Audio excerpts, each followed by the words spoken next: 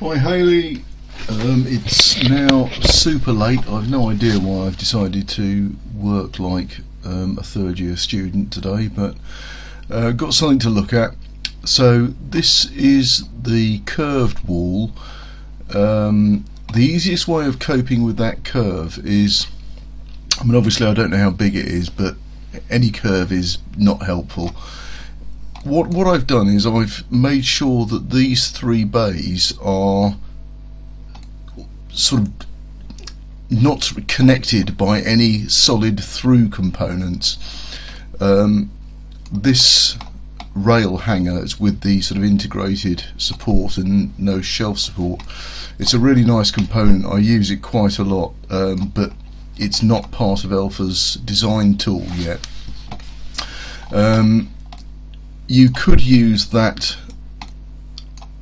rail support bracket without,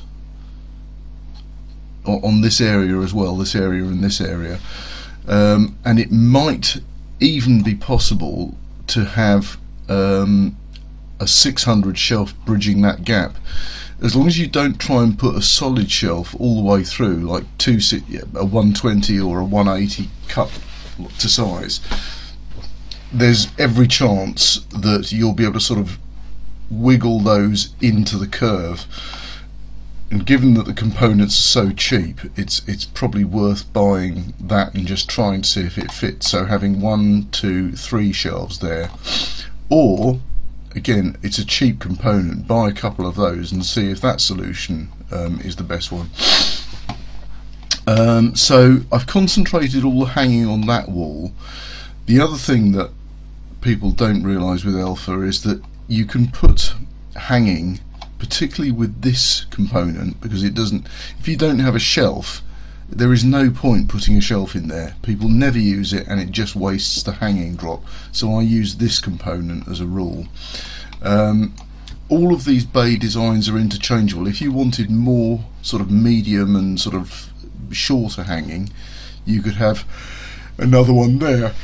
If you wanted more dress length hanging, you could go all the way through with with dresses. Excuse me. The other wall, you know, it's nice that you've got a little bit of space there to lift these dresses in and out. That's the door. I'm just going to hide that for a minute because we know how that works. It's a door. Now I've put rather a lot of baskets in there, gliding shoe racks and gliding baskets. If you want to save money on this design, I haven't done the total yet, but that's what's going to be adding the cost. It's those gliding components there. A good alternative to the basket is this basket shelf. So it's a wire shelf with a sort of a little upstand on it.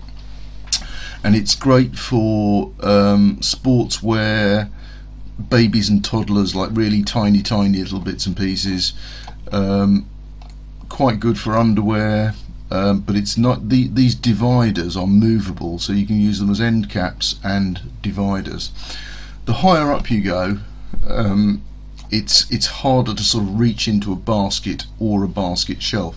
So I've switched to flat shelves higher up. And instead of continuing the 400 deep here, I've gone to 500 deep shelves here.